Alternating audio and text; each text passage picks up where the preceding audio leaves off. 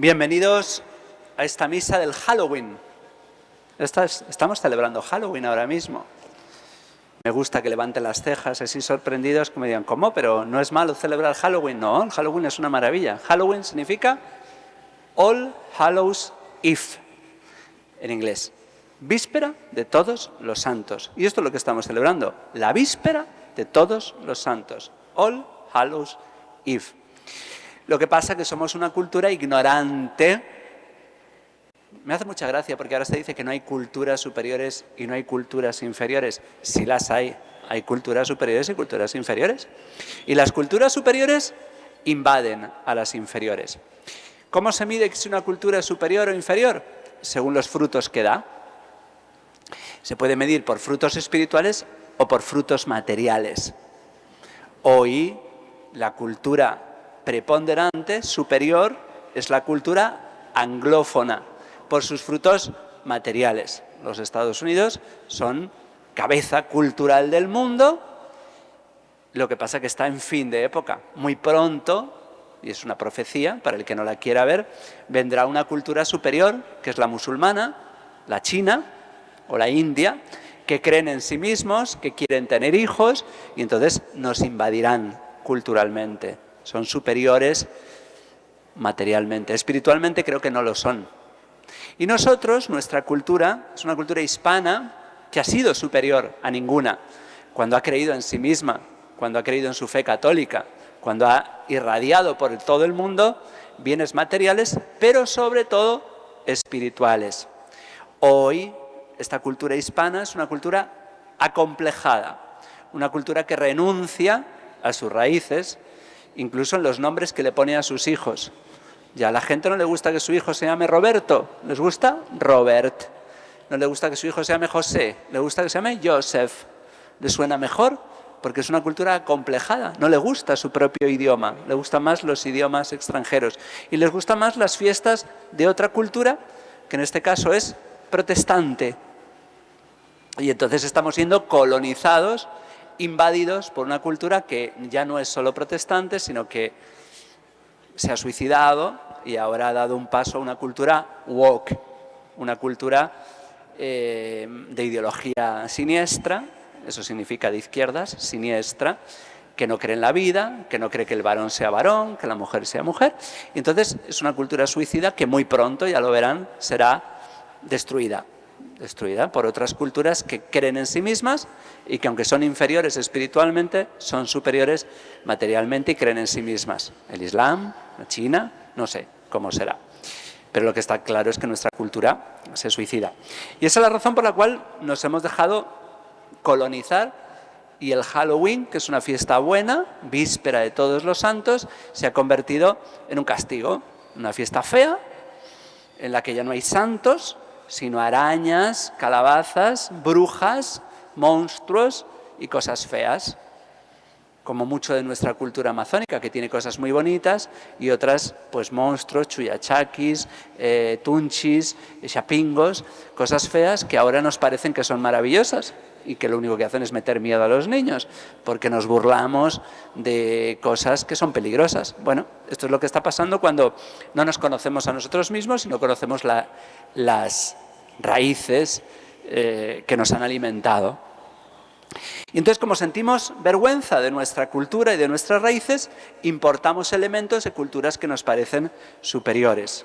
Esto es por un éxito rotundo de la leyenda negra, que nos hace creer que nuestra cultura hispana solo ha exportado cosas malas, porque el catolicismo es siniestro, el catolicismo es inquisición, el catolicismo es negativo, es muerte, es intolerancia. Nos lo hemos tragado como bobos por no estudiar nuestra historia, por no razonar, por dejarnos colonizar, por vagos. Esto nos ha pasado por vagos, pues nos hemos dejado invadir, y entonces aquí estamos, pues un montón de hispanos como bobos celebrando el mal Halloween, y ahí tenemos a la gente pensando que es gracioso pues hacer un homenaje a las cosas feas. Hay otro factor que ayuda a que esta fiesta esté un poquito denostada. Hoy no estamos celebrando a los difuntos, para nada. Eso es algo maravilloso que celebraremos el día 2. Pero ¿qué ha pasado? Que como el día 1 era tan importante, la fiesta de todos los santos era tan importante, es la fiesta de la santidad, es la fiesta de la victoria del bien sobre el mal, como a eso no le hemos hecho suficiente caso, nos ha importado más una cosa que es importante, y es que hay que rezar por los difuntos, y es que muchos de nuestros difuntos no sabemos si están salvados o no, y entonces vamos a los cementerios a rezar por ellos. Pero como eso, que es muy importante, lo preferimos hacer en el día libre, en el día que es feriado, pues el Día de los Difuntos se ha comido al Día de Todos los Santos y esa es la razón por la cual pasa desapercibida la santidad. Bueno, pues es importante que reflexionemos en lo que hoy estamos celebrando para que no nos dejemos colonizar del todo y para que hagamos una resistencia cultural. Y para eso hay que estudiar historia. ¿De dónde venimos? Hay que conocer nuestro pasado. Los comunistas saben muy bien, y lo dicen, que quien controla el pasado, controla el presente. Quien cuenta la historia, si la cuenta mal, pues el presente se entiende mal y entonces controla el futuro.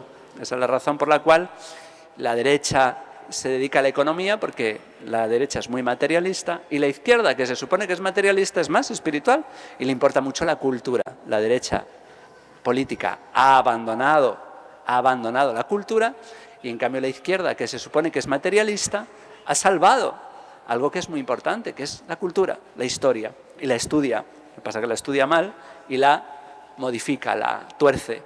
Y entonces nosotros tenemos que hacer una resistencia y estudiar historia y conocer nuestras raíces. Y saber que esta fiesta de todos los santos, ya hablaremos de la fiesta de los difuntos, ya hablaremos de ella, pero esta fiesta fue creada por el Papa Urbano IV, un papa que decía: tenemos que compensar cualquier deficiencia en la celebración de las fiestas de los santos durante el año por parte de los fieles. ¿Qué significa esto?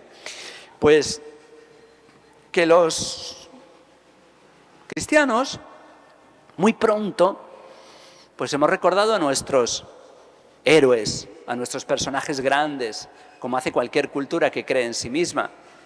Ensalza a los grandes personajes a los que queremos imitar. Ya en el Antiguo Testamento ya ensalza personajes grandes, profetas, los mártires macabeos, pero los primeros cristianos lo que hacían era celebrar la Santa Misa sobre las tumbas de los mártires.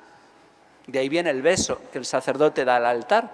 El sacerdote besa el altar porque debajo del altar estaban las tumbas de los mártires, y por eso ahora nosotros seguimos teniendo reliquias ahí al pie de ese florero, al pie del altar, tenemos un mártir. El párroco de la Catedral de Toledo, que no se llama párroco, se llama deán, el párroco de una catedral hermana. A mí me da mucha devoción porque digo, yo tengo que ser tan santo como párroco de una catedral, tengo que ser tan santo como ese párroco, el deán de la Catedral de Toledo, mártir, que ha dado su vida por amor a Cristo. Y siempre que lo veo, a don José Polo Benito, beato, y cuando beso el altar y me acuerdo de él, digo, yo quiero dar la vida por ti, Cristo, como la dio este padre, don José Polo Benito. Pues nosotros besamos el altar y recordamos a los que han dado su vida por Cristo, a los que nos han precedido, y los celebramos en su lugar, y si no es su lugar, los traemos, y aquí hemos traído sus reliquias, y recordamos sus días. El dies natalis. Normalmente a los santos se les celebra el día que murieron, salvo San Juan Bautista, la Virgen María y nuestro Señor Jesucristo, que celebramos, además de su tránsito al cielo o de su muerte, celebramos su dies natalis el día que nacieron, pero porque nacieron santos. Pero los demás santos los celebramos el día que murieron. Y a partir del siglo IV, cuando llegó la libertad a la Iglesia, cuando dejó de ser perseguida, los cristianos, las iglesias cristianas, lo que hoy llamamos diócesis, se intercambiaban entre ellos las reliquias. Oye, déjame tu santo para que recemos con tu santo. Oye, y también celebraban sus días. Yo voy a celebrar ese santo que tú tienes. Cada iglesia tenía sus propios santos, sus propios mártires, y entonces a lo largo del año había muchos días en que se celebraban santos. A veces los mártires eran tantos, por ejemplo, la persecución de Diocleciano, había tantos mártires que los tenían que celebrar todos sin saber sus nombres el mismo día. Se les celebraba también mucho en Pentecostés. Y entonces, bueno, pues se empezaron a celebrar al principio los mártires, luego a San Juan Bautista, se fueron celebrando otros santos, cada día más fiestas de la Virgen. Luego comenzaron los procesos de canonización porque algunos santos se empezaban a mezclar con leyendas y a veces ya no se sabía cuánto era de verdad y cuánto no. Entonces empezó a escribir y a investigar. No fuera a ser que empezásemos a venerar santos que no existieron o cuya historia ha sido tan cambiada que ya no podíamos reconocer el santo, y entonces la Iglesia empezó a hacer sus procesos de canonización. Hasta que en el siglo VII, el Papa Bonifacio VIII llegó a consagrar un templo, que quien vaya a Roma necesariamente lo va a visitar, que es el Panteón. Panteón significa pan, todo, teón, dioses, todos los dioses. Era un templo que se levantó para todos los dioses. Los romanos creían que había muchos dioses, entonces en el Panteón, que es un edificio muy curioso, que tiene un agujero en el centro, pues ahí se celebraban, se festejaban a todos los dioses. Y del mismo modo que San Pablo fue a Atenas para hablar a los idólatras, a los que adoraban ídolos, y les dijo, bueno, veo que aquí ustedes tienen a todos sus ídolos y aquí tienen a todos sus dioses, y aquí tienen un dios porque ustedes tienen miedo de que exista algún dios que no conocen, y entonces para que no se enfade ese dios, tienen el monumento al dios desconocido. Pues yo les voy a hablar de este dios desconocido, que es precisamente el único que existe, nuestro Señor Jesucristo. Pues del mismo modo, los cristianos empezaron a darse cuenta de que podía haber santos desconocidos de los que nos habíamos olvidado. De hecho, la mayor parte de los santos son desconocidos, no los conocemos, porque son tu abuelita, la mía, la otra. Siempre digo abuelitas, hay muchos abuelitos que también son santos. Y entonces la Iglesia empezó a decir, oye, ¿y todos esos santos desconocidos? Igual que en el mundo civil, siempre recordamos a nuestros héroes. Un día les tengo que hablar del almirante Grau, que los masones se lo quieren apropiar, pero fue un grandísimo hombre de Dios, un hombre bien creyente y bien piadoso. El otro día les hablé a los jóvenes del almirante Grau el día del combate de Angamos, un hombre que murió en el combate heroicamente después de confesarse, después de llevar su escapulario de la Virgen del Carmen, del Sagrado Corazón, con sus 10 hijos, a pesar de la dura que había sido su infancia, un hombre abandonado por su madre y sin embargo enamoradísimo de su esposa y ferviente adorador de sus hijos, pues el almirante Grau, y otros, algunos no tan admirables, pues se les ponen estatuas aquí y allá. Hasta Simón Bolívar, menudo sinvergüenza, se le ponen estatuas, a pesar de todo el daño que le hizo al Perú, a quien declaró la guerra, Simón Bolívar, menudo ladrón, pero lo celebramos como nuestro libertador. Bueno, pues tenemos próceres maravillosos como el almirante Grau y próceres nefastos como el nefasto Simón Bolívar, pues que tanto daño ha hecho al Perú. Bueno, pues los cristianos, perdón, en el mundo civil se dan cuenta de que hacen monumentos a los héroes de las guerras, de los combates, de las batallas, pero ¿qué pasa con todos esos soldados de los cuales nadie se acuerda? Entonces ahora se hacen monumentos al soldado desconocido, y entonces se prenden fuego a los soldados desconocidos. Bueno, pues esta es la fiesta de los santos desconocidos.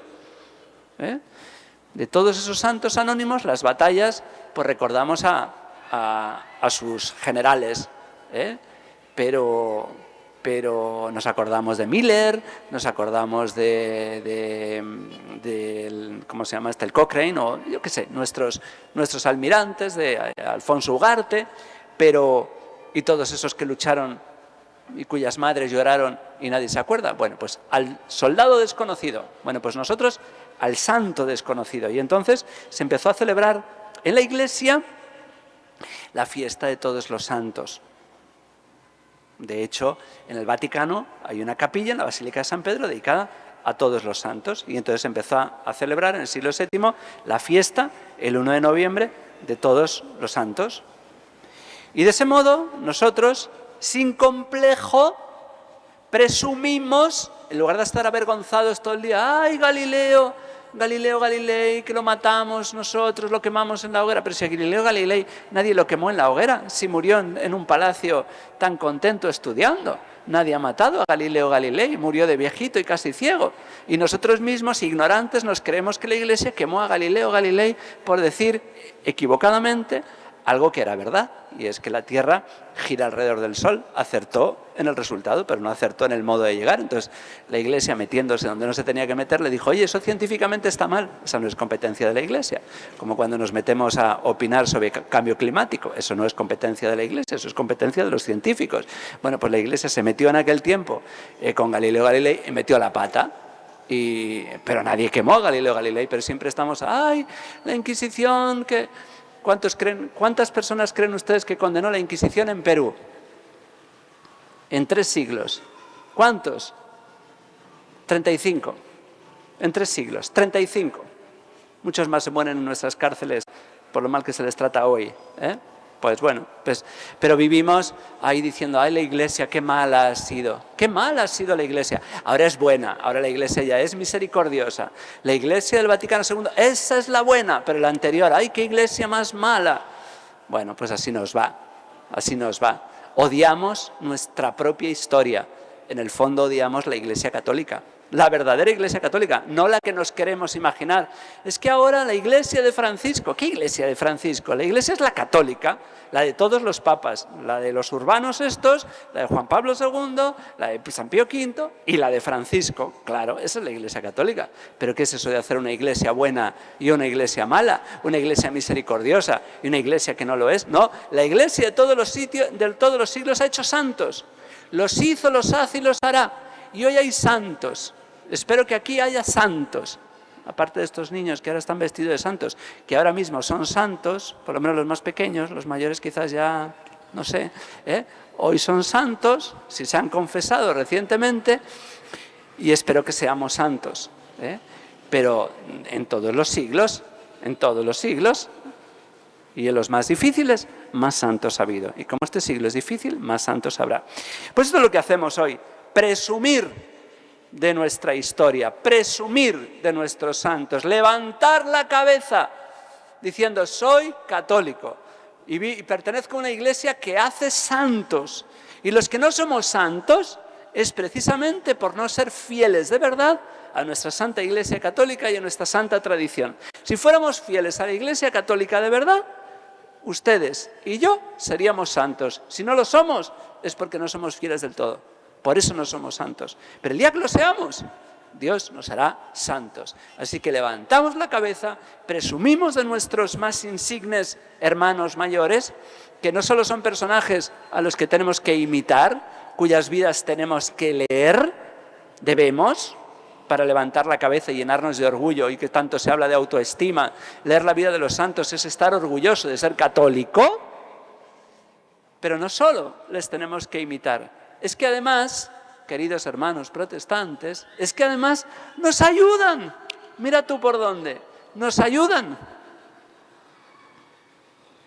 De manera que creemos que los vivos nos pueden ayudar y les pedimos ayuda.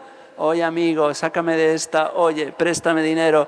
Oye, tú que eres abogado. Y resulta que los santos no nos pueden ayudar porque deben estar, no sé, borrachos en el cielo. No sé por qué no nos pueden ayudar los santos. Deben estar dormidos o drogados. ¿Por qué no nos pueden ayudar los santos?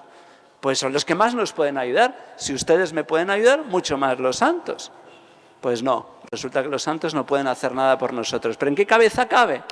¿Quién es tan ignorante que se cree que los santos no nos pueden ayudar? Más que cuando estaban en la tierra. Si hicieron bien en la tierra, ¿cuánto más? Por eso nos tenemos que hacer amigos de ellos y hablar con ellos y pedirles y suplicarles. Claro que sí, con todo orgullo. Aprendemos de ellos, agradecemos a Dios por ellos y sobre todo les suplicamos. Sí, les pedimos, claro que sí. ¿Y eso no es idolatría?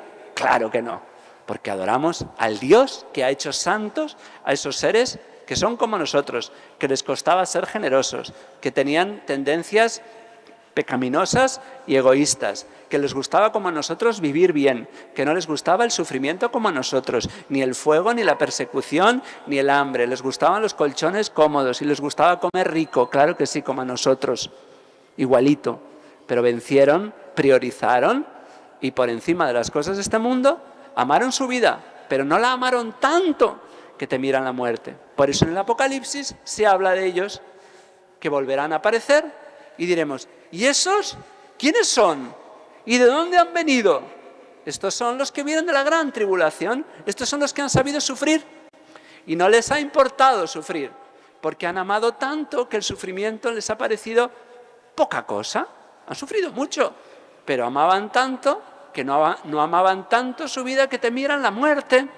Por eso estamos felices por nuestros santos, agradecemos por ellos, los queremos conocer, les queremos imitar y sobre todo queremos que nos ayuden, porque los santos, si acudimos a ellos, son poderosísimos intercesores. Que así sea.